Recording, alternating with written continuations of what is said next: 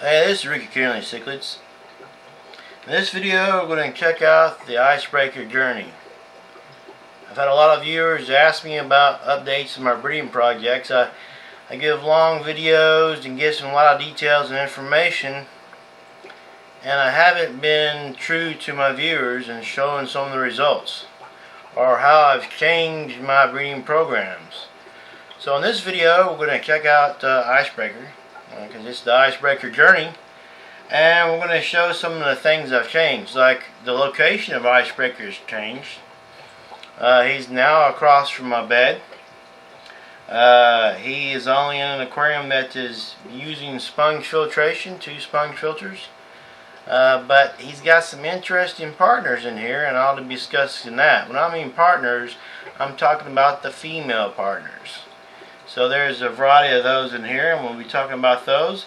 And then after that, I'll be showing you some of the offspring, if I can get them to show up on there, because they're small, of the more recent offspring of Icebreaker.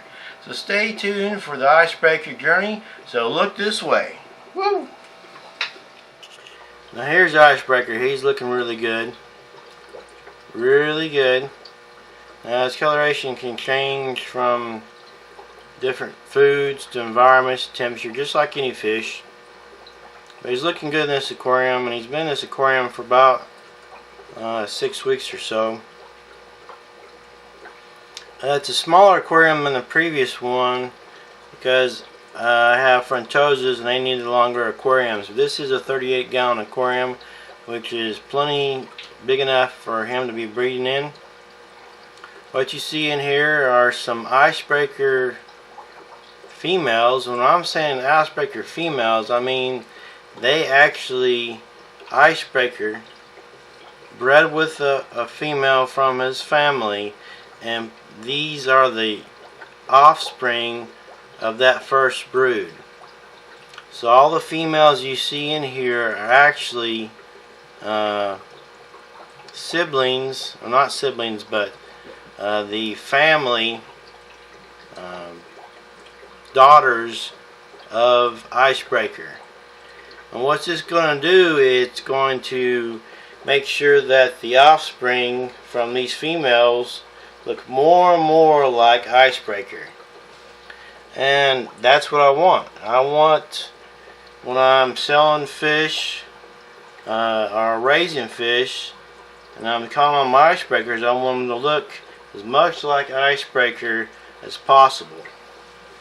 So I have those in there. So if you look closely, the one back there behind the cave just went back here behind the sponge filter, which I'll show you in a minute, is actually holding. There's actually, when I'm looking, there's another one holding right there, the green rock on the left hand side.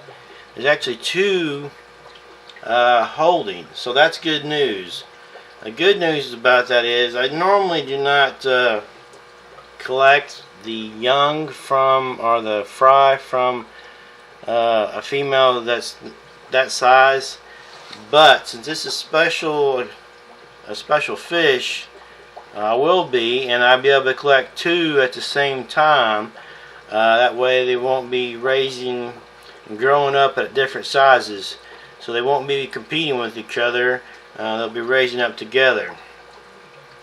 And if you also see in here that there's some dragon bloods in here.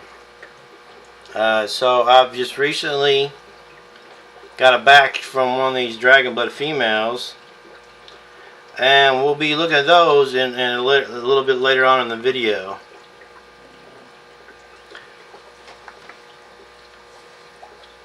And their offspring, some of them are Icebreaker. You know, they're gray at least. You can't really tell what they'll be when they're full size and adult. And then some of them are actually dragon blood. There's 2 different types that you'll see. Or I can at least tell you, because we may not be able to see it in the video because they're really small. Now when I put the females in here, occasionally, even though I've been doing breeding peacocks for about 10 years now, you may not know if a peacock, when it's small, if it's going to be a male or a female. They can fool you. One that looks like a female can end up being a male. And so when I put the dragon bloods in here, some of them developed into males. You saw that one go behind the sponge filter, and it's a male, so I'll be taking it out and putting it in the all-male peacock aquarium upstairs. And eventually I'll probably keep some of the better ones, but eventually I'll probably be selling some of those as well. The fish store that I sell to likes to have some adult size to see and be able to show their customers what the small ones will look like.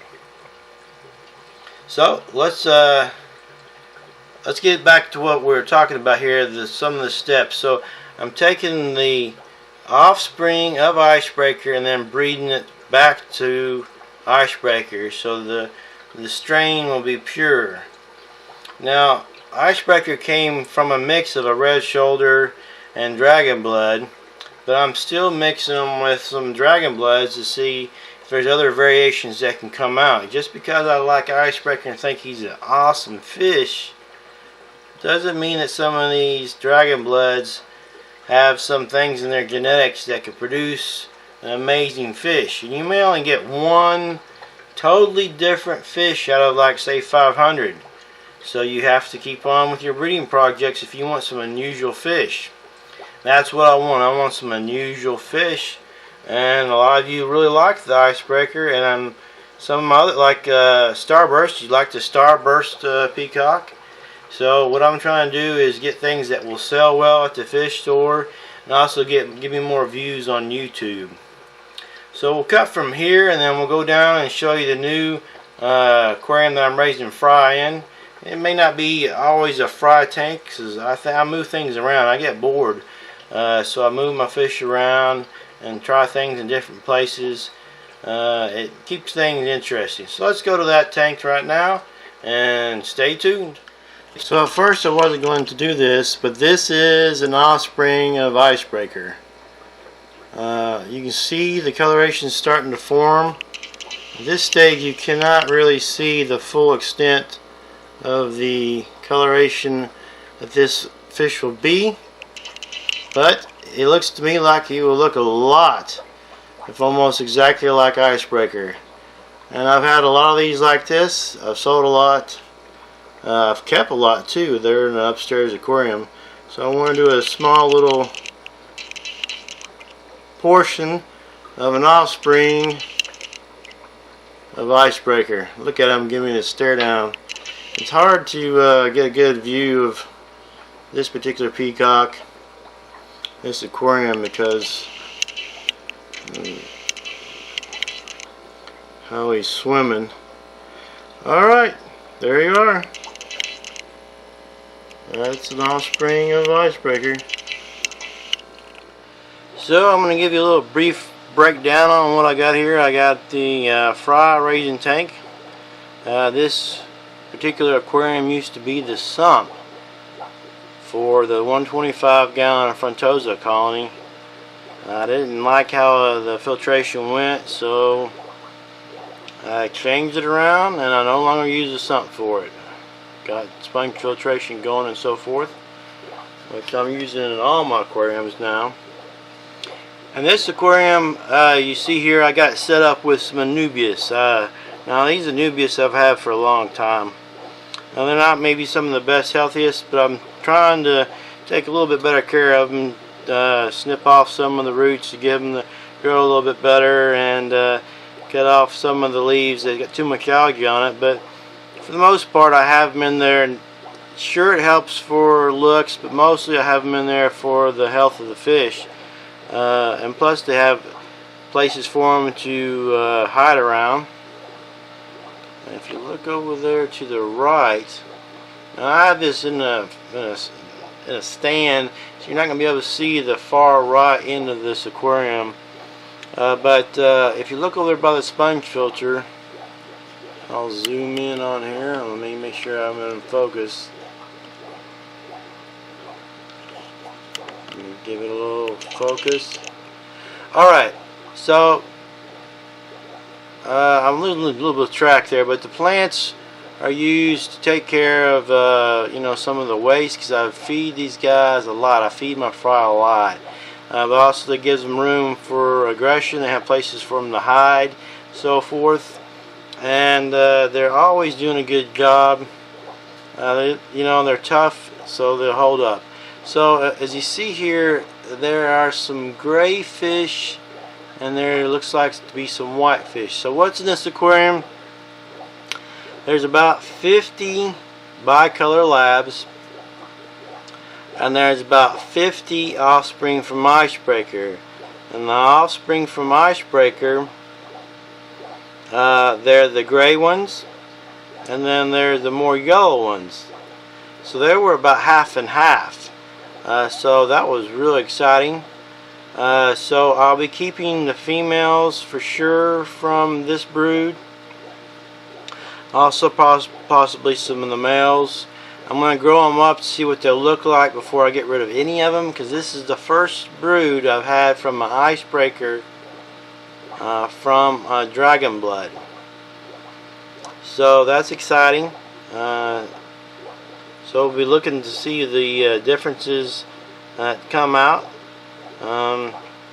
You never know what you're going to get when you keep on changing the parents and the mating. The genetics, there could be some genetics in there from one fish, like just say the Icebreaker, that might not come out for 10-15 generations, and this may be one of the broods that it comes out on. And then you have, you know, from the female you might have the same thing, and so it could take up to 500 fish to get some different looking from the Icebreaker, or you can get some, you know, that look a lot like Icebreaker. But this particular breeding attempt was to get something different from the Icebreakers, something different, because the gray ones, you know, that would make you think that they'll look more like the Icebreaker, but they may have more coloration, more orange or more red in them. You never know. And then the Dragon Bloods, it's possible that some of those may eventually have a blue face, which I'm really striving for. I'm going to have all my Icebreakers breeding with the potential of having a blue face and a Dragon Blood. So all my breeding attempts, even with my OBs, because OBs have a lot of blue in their face at times, so all my breeding attempts is to have a blue face in most of my peacocks. Now I do like the starburst, and I'm going to make sure that I have a pure breeding attempt on those. So there'll be more of those, because there's been a lot of excitement of those, and I really like starburst. So let's take a look at the aquarium again. It's just a 29-gallon, and you can raise probably, depending on when you're selling them or if you're going to move them after they get a certain size, you can raise several hundred fish in here up to a certain point. They'll grow faster in a bigger aquarium, but this would be fine for the small size. Use a sponge filter. Of course, you saw that over there if you were noticing. Over here on, let me get it down right back over here. It was already used and had the beneficial bacteria in it, so I threw it in here, threw some new sand in here, made a little grid for the, right here, it's just the egg crate right there to the top, because the lids, this is a very old aquarium I got at a yard sale, and they don't really exactly fit this aquarium. I'm not sure who made it. But anyways, if you want to keep up with my breeding programs and my other fish that I breed that are pretty cool, from peacocks to Mbuna to frontoses, you know, hit that subscribe button and subscribe to Ricky Kennerly Cichlids. If not, thanks for watching. Give me a thumbs up if you enjoyed this video. You gotta enjoy looking at an Icebreaker and baby fish. Everybody likes to look at baby fish. So look around the screen and look at some more videos from Ricky Kennerly Cichlids.